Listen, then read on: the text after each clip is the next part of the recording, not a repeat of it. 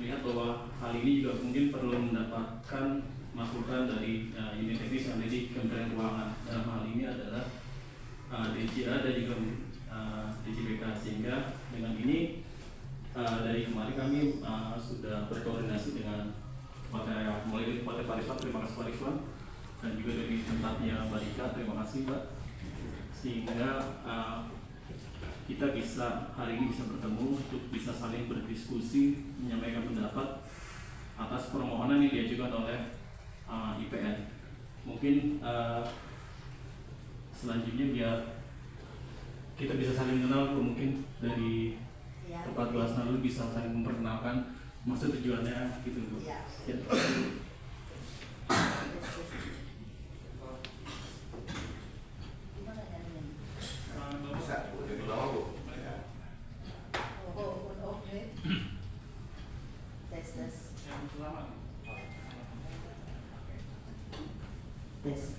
Assalamualaikum warahmatullahi wabarakatuh. Waalaikumsalam warahmatullahi wabarakatuh. Terima kasih, mohon izin Bapak-bapak. Alhamdulillahirrahmanirrahim. Wassalatu wassalamu ala asyrofil anbiya'i wal mursalin sayyidina Muhammad wa sayyidina Muhammad. Terima kasih Nian, kami sudah diterima. Adapun saya perkenalkan dulu supaya persingkat waktu nih. Saya Hasna dari Palembang. Ini sekjen saya di Kalimantan, Pak Step. Terus ini bendahara kami dari Bengkulu, Ibu dari DPC Ria Kepri, dan dari Bintang Ibu Kartini. Terus ada Ibu Nora dari Pekanbaru, dari Lampung Pak Mahyudin, ini juga dari Kepri. Terus ini dari Lampung dan bagian IT. Ini Bu, ini Bu. Oh, nah, jadi kami adalah bagian IT-nya lengkap ini kami bawa. Nah, saya begini Pak ya, saya ambil dulu alurnya. Pertama, memang kami tahu PPPK itu adalah tenaga kontrak. Kami tidak masalah karena kontrak itu ya. Cuma berikan kami kesejahteraan, begitu juga perlindungan hukum. Tidak masalah kita ya. Kita juga tidak pernah di forum itu minta gaji kami 10 juta atau 20 juta, tidak pernah. Cuma kita minta kenyamanan dalam bekerja supaya pendidikan lebih baik lagi dan lebih maju.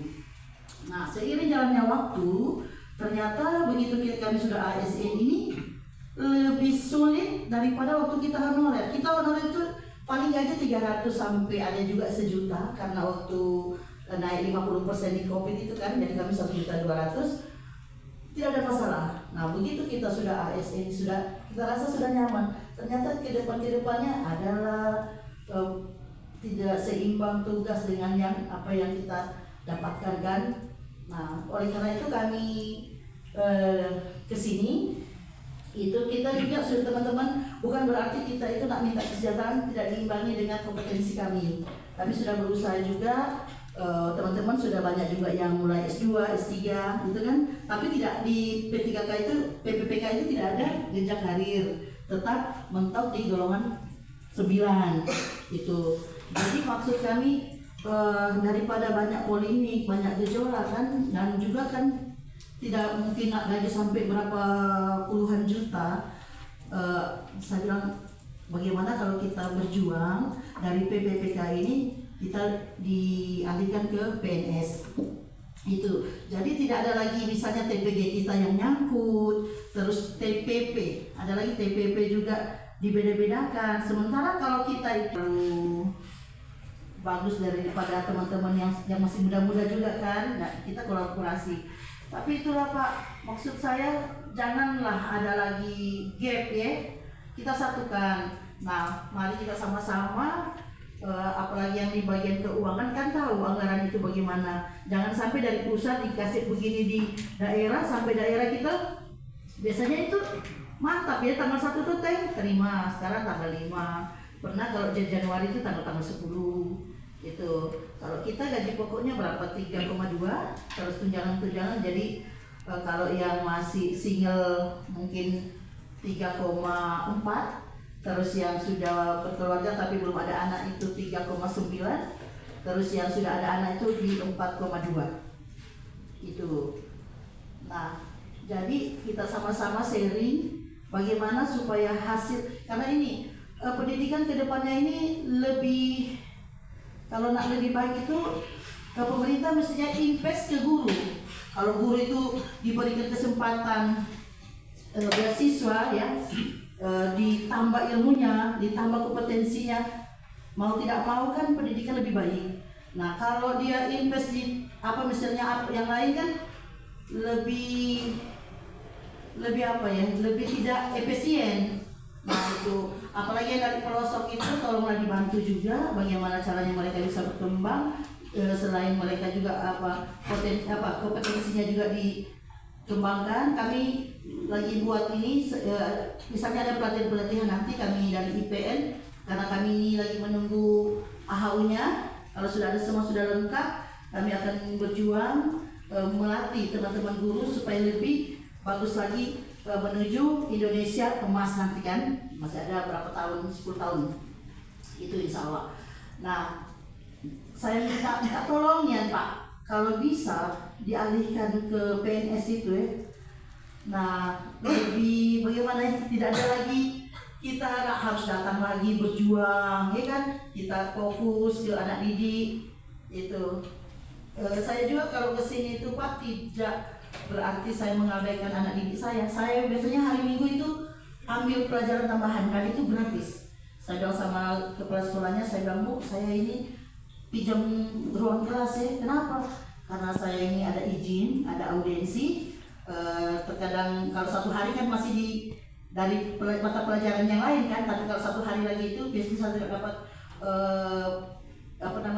tiket bis.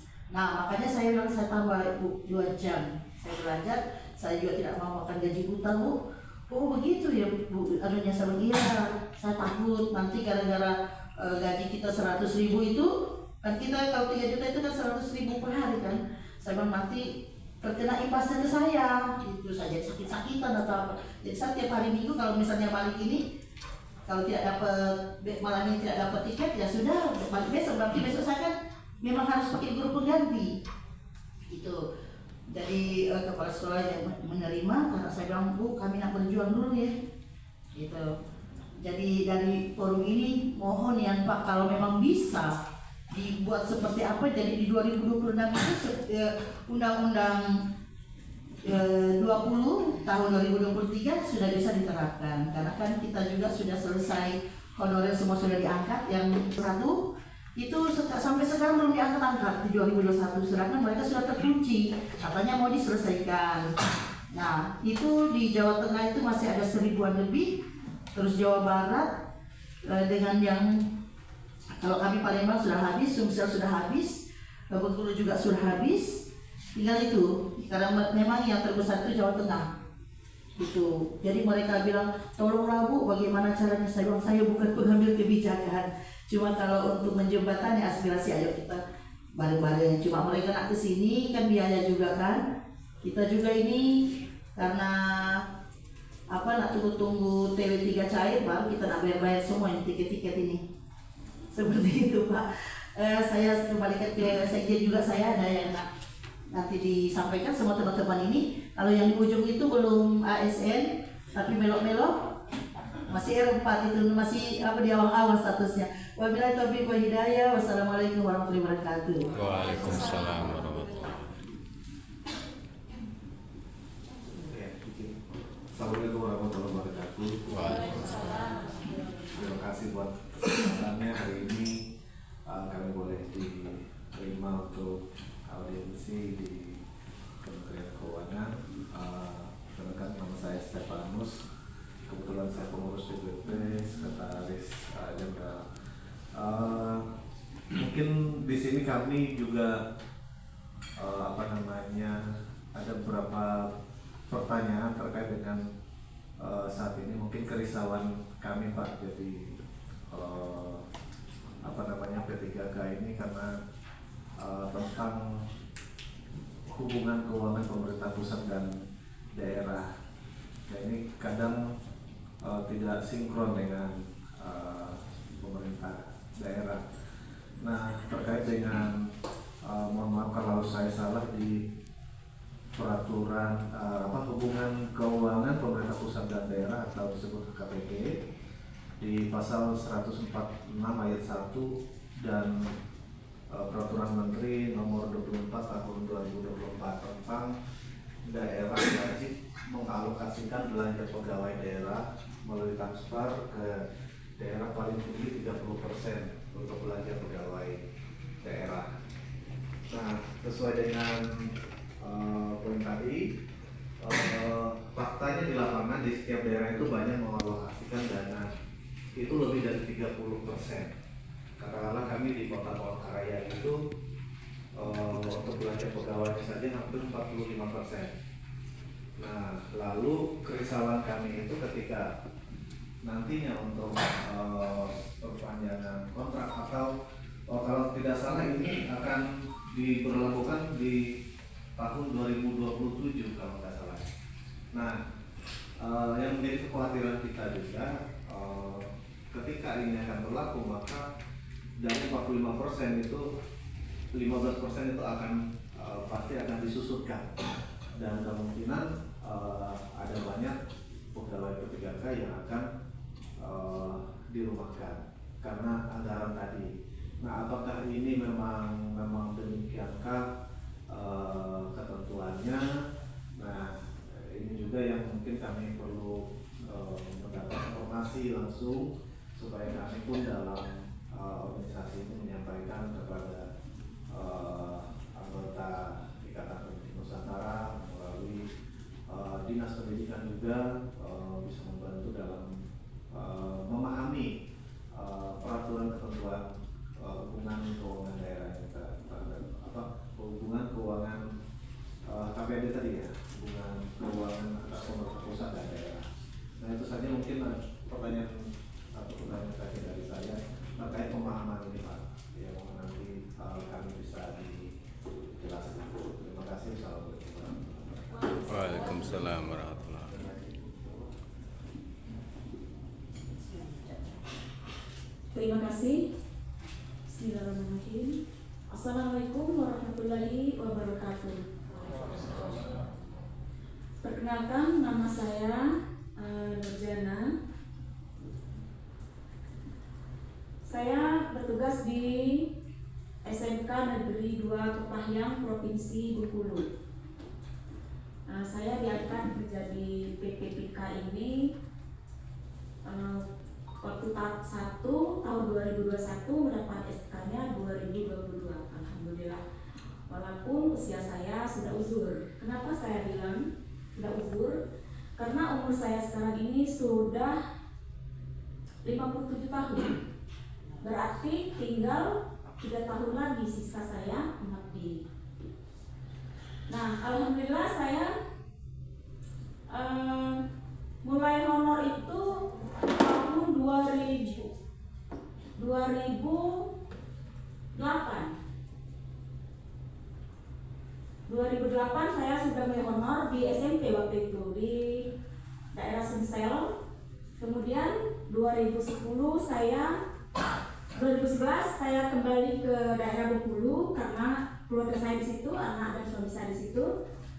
Saya pindah ke SMK. Yang di SMP itu nggak bisa dihitung karena beda jenjang dan juga beda provinsi. Jadi saya hitungnya TNP saya itu dihitung di SMK 2 Provinsi Bengkulu, STM nama kerennya.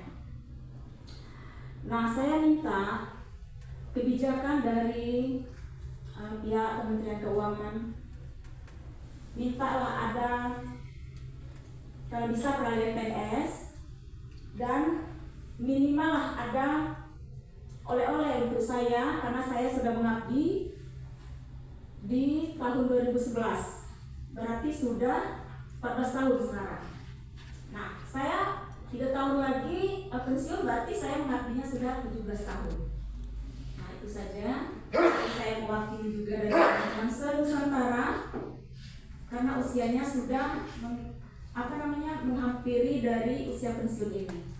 Terima kasih. Wassalamualaikum warahmatullahi wabarakatuh. Perkenalkan, nama saya Muryani, kami dari Provinsi Kepulauan Riau, tepatnya di Kota Tanjung Pinang. Saya mengajar di SLB Negeri 1 Tanjung Pinang. Alhamdulillah Pak, saya mulai mengajar 2005 Pak, jadi saya ini udah 20 tahun. 2023 saya diterima P3K Alhamdulillah, dan juga muncul sertifikasi dan guru penggerak juga. Alhamdulillah saya mengajar praktik. Itu sudah saya lakukan dengan gigih Pak. Alhamdulillah dapat semua, cuman sekarang ini mungkin tidak pada tempatnya kali ya saya mengeluhkan keluh kesah saya. Jadi pengajar guru penggerak itu tidak diperlakukan untuk menjadi kepala sekolah, mungkin karena regulasinya kali ya Pak. Terus itu mungkin sedikit saja tambahan dari saya. Selanjutnya untuk pensiun, betul kata Ibu Nur tadi bahwasanya kami ini Pak, karena mengabdi kami sudah lama. Apakah ada reward untuk kami yang sudah tua-tua ini? Diberikanlah seperti pensiun, tidak sama lah ibaratnya dengan PNS, atau seperti apalah regulasinya, atau kesejahteraan kami seperti kalau PNS mungkin 50%, kami 25% untuk pengabdian kami, reward untuk pengabdian kami, mungkin seperti itu. Dan juga kami ini ya disetarakan lah sedikit Pak. Kami juga diibaratnya Bapak dan ASN, aparatur sipil negara, tapi kok ada pembedaan. Itu yang sedikit menjadi seperti apa sih kami, kemana sih kami harus mengadu. Mungkin kami seperti ini mungkin karena ketidakpastian kami. Contoh aja Bapak, kalau udah 5 tahun nanti kontrak kami selesai, kami mungkin ketakutan. Apakah kami akan dikontrak? Apakah kami akan dikontrak? Mungkin seperti itu. Mungkin itulah kegalauan kami saat ini Bapak. Tapi tolonglah, apakah kami nanti bakal dikontrak lagi atau seperti apa regulasi kami ini kan belum ada penjelasannya. Jadi kami mohonlah, kami datang kemari, mohon maaf, tidak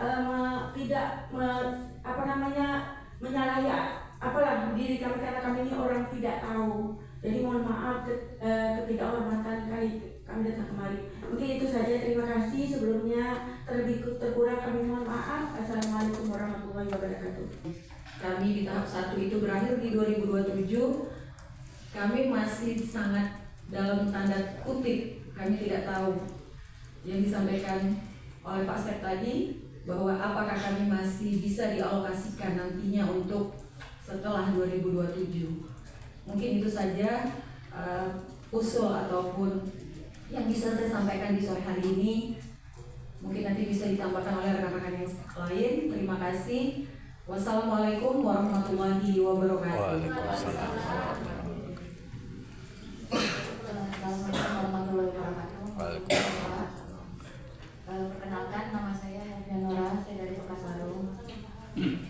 Mungkin ini kurang tepat atau kurang pas ya Pak, cuman saya ingin mencurahkan aja isi hati saya Pak. Saya sudah mengajar dari 11 Januari 2008, karena kemarin waktu itu di tahun 2021 bahasa Inggris membludak, akhirnya di SMK penuh, saya pindah ke SMP 2021. Nah di situ baru dihitung masalah kerja saya Pak. Nilai saya ujian kemarin 634, saya masuk tahap 2 jadinya Pak. Dan sekarang belum jelas nasib saya bagaimana. Dari segi umur saya sudah 43 tahun, saya sudah cerdik dan guru penggerak. Nah, saya sudah coba nanya ke dinas malah menyuruh saya ke BKD nyuruh saya ke BKN. Nah, saya dilempar seperti bola Pak. Jadi mohon bantuan Pak agar saya bisa dapat nih. Sesuai dengan yang dibilang tadi sama Bapak juga, Pak Selamat diprioritaskan sesuai dengan umur dan masa kerja. Yang mana yang sudah cerdik dan guru penggerak itu memang diutamakan dulu seperti yang lain, seperti itu Pak. Saya rasa cukup sekian Pak. Assalamualaikum warahmatullahi wabarakatuh. Waalaikumsalam.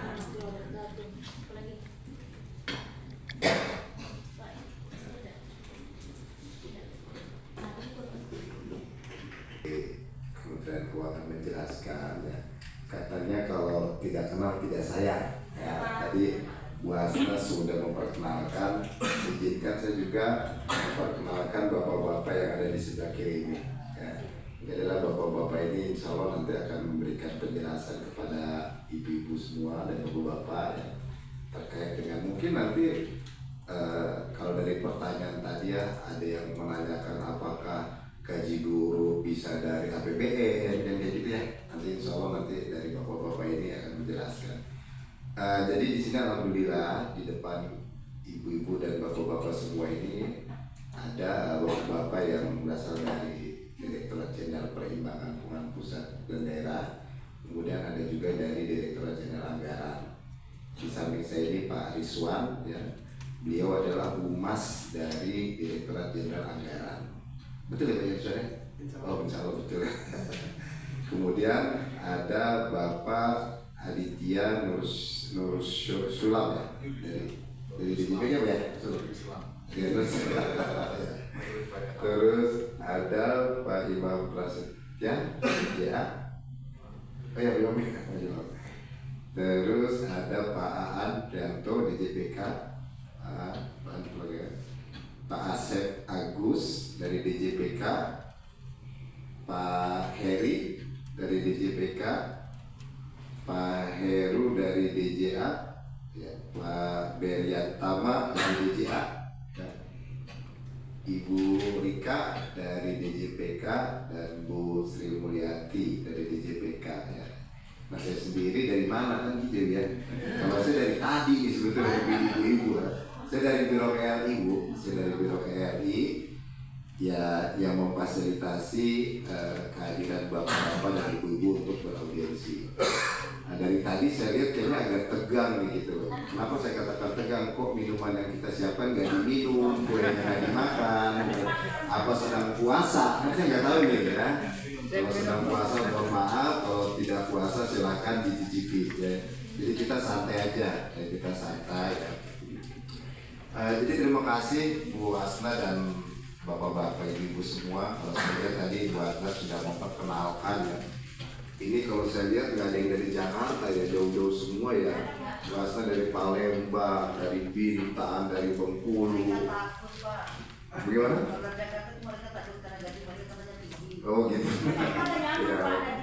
Iya, makanya saya lihat ini dari jauh kan. Berarti kan bapak-bapak dan ibu-ibu ini coba memang beritikat baik, ingin sedikit tidaknya meminta penjelasan ya kalau saya katakan gitu ya. Karena terus terang aja nih audiensi kita di sini, kita bukan juga pengambil keputusan, tapi bapak-bapak dan ibu-ibu harus paham benar. Nanti setelah ketemu kita, oh ternyata ya misalnya posisinya kayak ibu-ibu tuh harus bagaimana, ini nanti dijelaskan ya. Apalagi sekarang saya lihat ibu-ibu udah P3K semua ya. Kalau Bu Asna dulu malah beberapa kali kesini Bos ya. Iya, udah mulai dari jadi honorer ya. Udah P3K ya. Iya, karena itu bingung kan. Iya. Dari sini bilang gelondongan, saya stop gelondongan. Iya, iya. Itu kan mereka lempar-lempar dari daerah itu kan. Iya, nanti taruhnya kan mereka, berarti kalian dari pusat ya. Iya. Tidak berani. Iya, nanti makanya nanti dari bapak-bapak yang di depan ibu sebenarnya akan dijelaskan ya, mungkin hak dan kewajibannya atau sebenarnya nih posisi ibu-ibu ini adanya di mana sih gitu loh ya kan. Nanti itu juga akan dijelaskan oleh bapak-bapak dan ibu-ibu yang ada di depan sini. Mungkin saya mempersingkat waktu Bu ya. Mungkin dari siapa dulu boleh?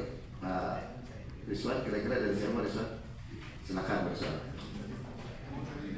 Boleh? Mungkin dari Pak Heru ya, Pak Heru dulu.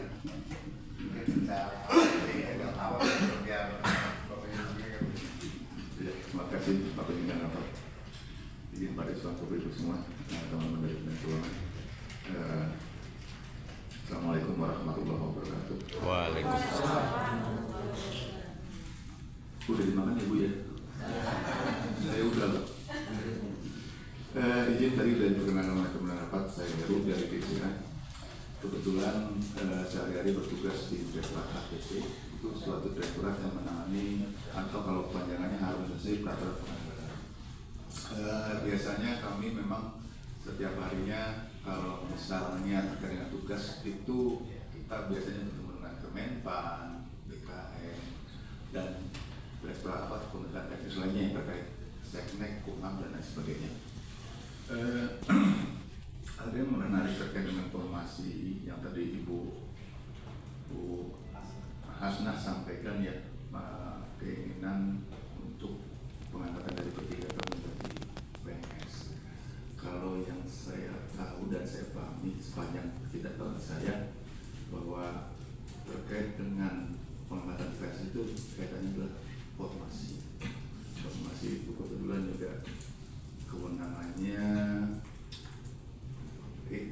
di Kementerian PAN-RB dan itu merupakan suatu kebijakan. Jadi di Kementerian Keuangannya biasanya kita di belakang penganggarannya biasa seperti itu. Penganggarannya hanya di penganggarannya misalnya ada kebijakan akan mengangkat ASN berapa ribu orang dari PNS berapa orang berapa orang. Nah nanti kita akan mencoba menghitung secara global ini berapa sih kemampuan keuangan negara yang dibutuhkan dengan kebijakan ini sebelum dijadikan kebijakan resmi, Bu ya. Nah, nanti juga dari berdasarkan masukan dari Kementerian Keuangan, oh dananya cuma segini loh untuk PNS pusat sekian, PNS daerah sekian. Maka nanti juga Kemenpan akan merumuskan suatu kebijakan sesuai dengan kemampuan keuangan negara, tapi bukan hanya kemampuan keuangan negara saja yang diperhatikan, termasuk tadi yang disampaikan Ibu tadi menyatakan guru-guru DKI tidak berani di sini karena gajinya udah gede-gede. Berarti kan ada peran APBD di situ. Berarti juga kebijakan formasi itu juga ada kaitannya, ada hubungan juga dengan APBD yang di daerah. Mereka juga yang nanti yang akan sebetulnya sebelum Menpan memutuskan, mereka juga yang mengusulkan dari daerah, mengusulkan kira-kira kami punya berapa nih untuk guru, berapa nih untuk tenaga kesehatan, berapa nih untuk tenaga lainnya. Nah dari situ baru dilihat oleh Menpan. Nah kebijakannya itu semuanya ada di Menpan, termasuk tadi pengangkatannya, perubahannya nanti semuanya nanti di Menpan dan BKN tentunya. Terus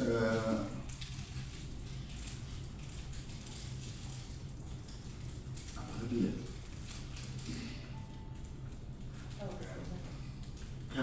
Kalau saya lihat tadi yang ditanyakan oleh Bapak Ibu semua dari IPN, prinsipnya memang secara umum itu yang disampaikan oleh Bapak Ibu semua terkait ini. Kalau saya berbicara secara umum dulu ya, nanti secara keuangannya terutama terkait dengan APBD, terkait dengan hubungan keuangan pusat dan daerah, ini kebetulan ada teman-teman kami, teman-teman saya dari DJPK, mereka yang lebih memang kewenangan dan lebih paham ya daripada saya yang di DJA. Terus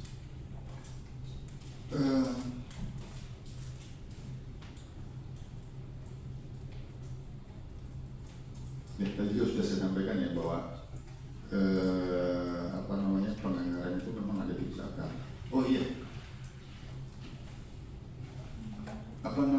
gaji 13 dan THR ya, THR dan juga gaji 14. Kebetulan juga kami sedikit mengawal terkait dengan PP itu, dan itu sebetulnya diberikan kepada ASN, seharusnya sudah terima. Nah ini mungkin bisa ditelusuri juga dari bantuannya masing-masing, karena ini tidak ada perbedaan untuk gaji 13 dan THR ini, sepanjang persyaratan juga memenuhi apa yang ada diatur dalam PP tersebut. Mungkin itu aja Pak Pimpinan sementara, kurang lebihnya mohon maaf. Assalamualaikum warahmatullahi wabarakatuh.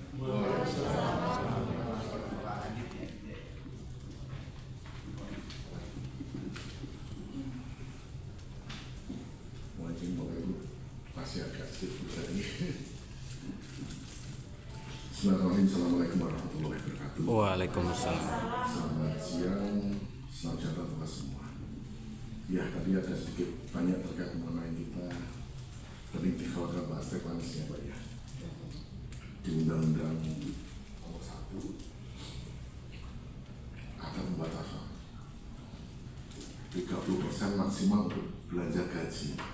Karena di beberapa daerah itu begitu ada kebijakan pengangkatan P3K melonjak, ada sampai 41, 50, 60. Nah itu di kami sendiri memang belum melaksanakan itu belum Pak, karena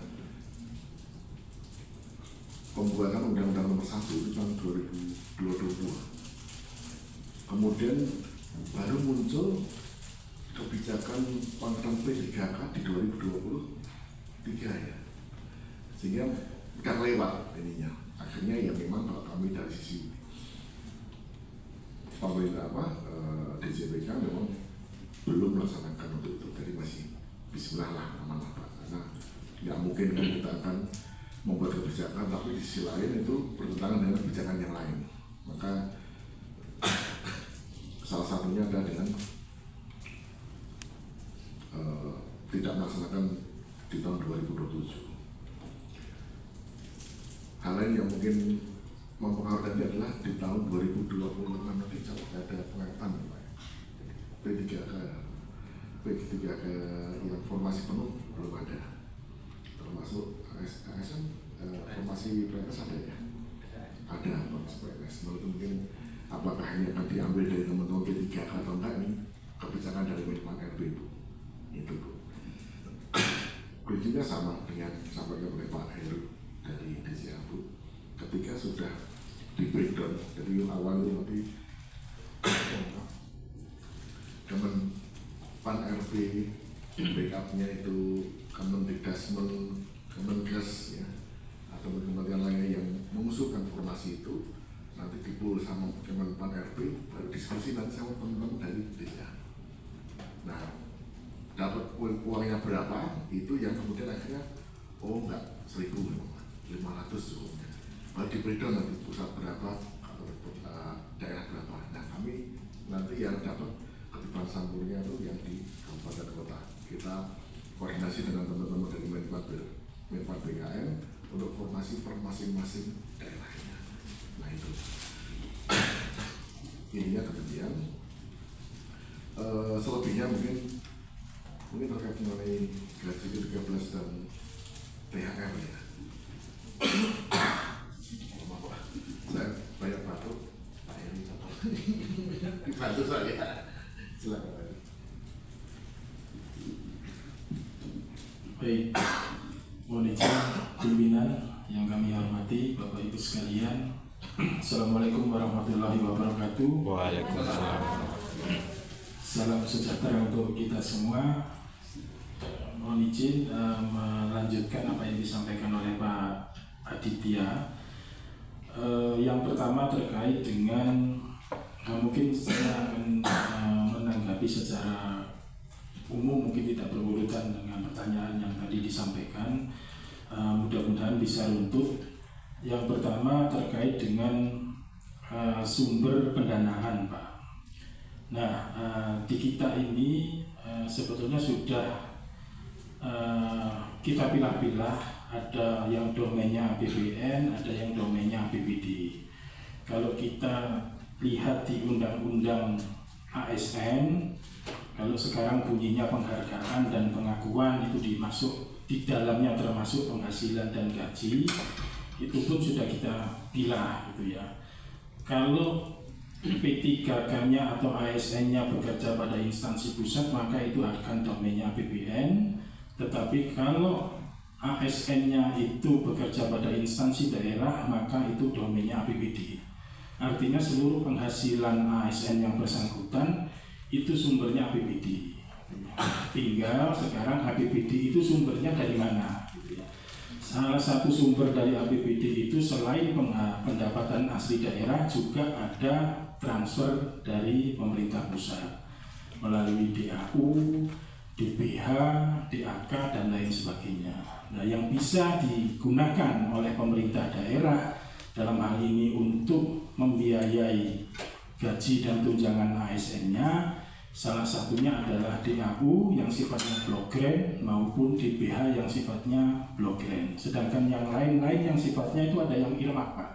Kita kasih dana, tapi harus digunakan untuk ini, kita atur, itu namanya earmark atau ditentukan penggunaannya. Tetapi yang disampaikan dalam bentuk block grant itu bisa digunakan oleh pemerintah daerah sesuai prioritasnya, termasuk untuk gaji dan tunjangan ASN. Nah, sebetulnya kalau ada permasalahan mengenai gaji ASN daerah, nah ini sebetulnya itu adalah domainnya APBD gitu ya.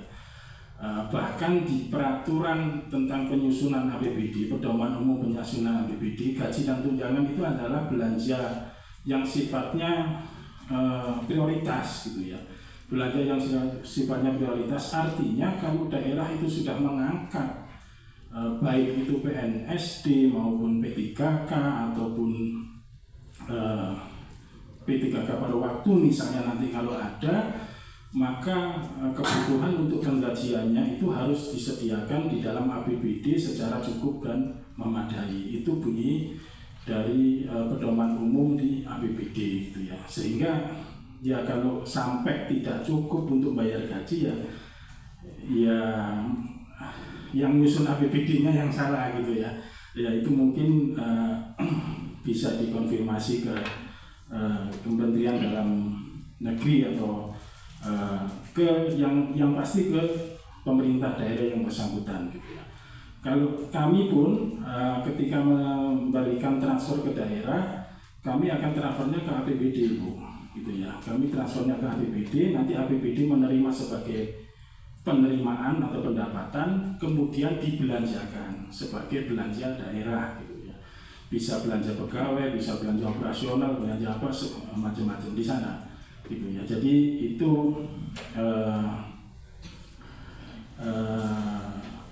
skemanya gitu ya. Nah, kemudian terkait dengan THR dan gaji 13 itu juga demikian. Tahun 2025 ini THR dan gaji 13 diatur di dalam PP 11 tahun 2025. Di sana juga sudah disebutkan siapa saja yang berhak menerima THR dan gaji 13 ya. Termasuk PNSD, termasuk P3K gitu ya. Ada di sana. Kemudian komponen gaji 13 dan THR itu apa saja juga disebutkan di sana,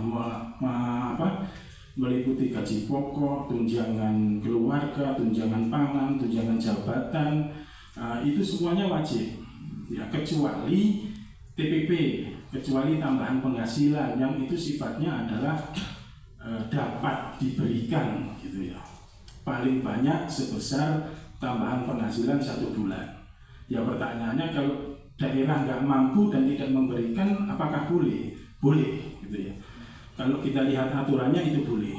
Tetapi yang komponen ini, gaji pokok, tunjangan jabatan, tunjangan pangan, tunjangan keluarga, itu sifatnya wajib diberikan. Nah, siapa yang dapat melalui PNS, P3K, kemudian CPNS pun boleh dapat. Nah, P3K juga diatur, yang dapat adalah P3K yang telah bekerja lebih dari 1 tahun. Kalau dia belum 1 tahun, maka diberikan proporsional. Kalau belum 1 bulan, baru dia tidak dapat, gitu ya. Jadi kalau sebelum kemarin lebarannya kapan ya? April gitu ya. P3K-nya itu baru diangkat Maret, sampai dengan lebaran itu belum 1 bulan, maka dia tidak dapat THR, tidak berhak mendapatkan THR.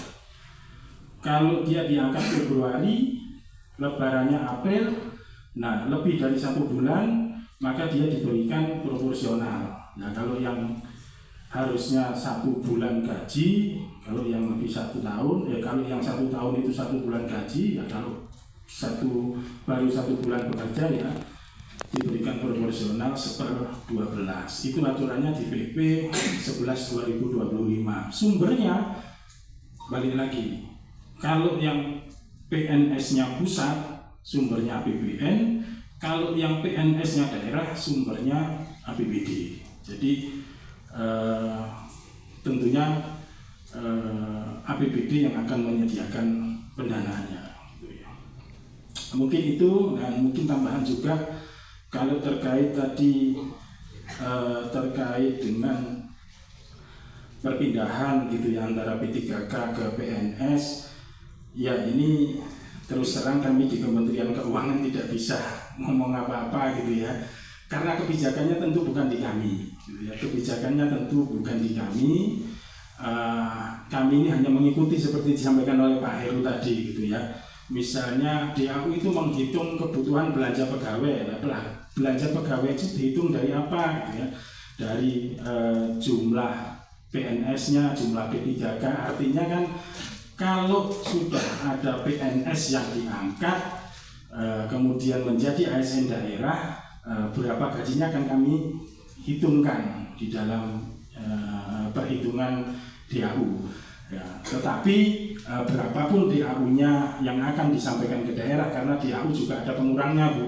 Gitu ya, pengurang itu maksudnya kalau daerah sudah mempunyai sumber pendanaan yang lain yang memadai, misalnya dia DPH-nya tinggi, PAD-nya tinggi, maka DAU-nya juga akan kecil gitu ya, tidak sebesar apa yang jumlah pegawai yang dihitung gitu ya, karena anggapannya adalah mereka pun bisa memenuhi kebutuhannya dari sumber-sumber pendanaan yang lain tadi gitu ya, karena tadi APBD itu sumber pendanaannya banyak, tidak hanya dari transfer ke daerah gitu. Mungkin itu Pak tambahan dari kami, kurang lebihnya mohon maaf. Assalamualaikum warahmatullahi wabarakatuh.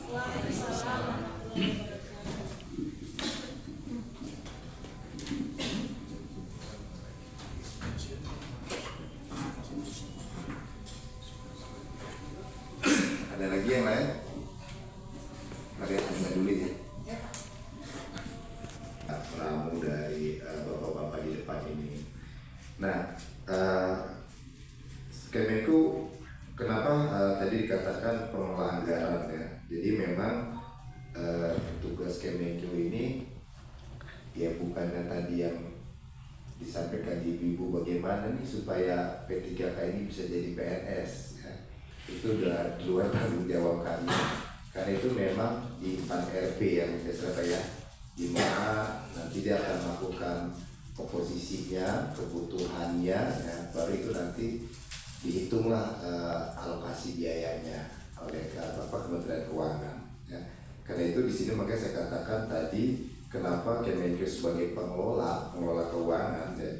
Jadi memang Kemenku di sini dia bertanggung jawab terhadap pembayaran gaji, tunjangan dan hak-hak P3K.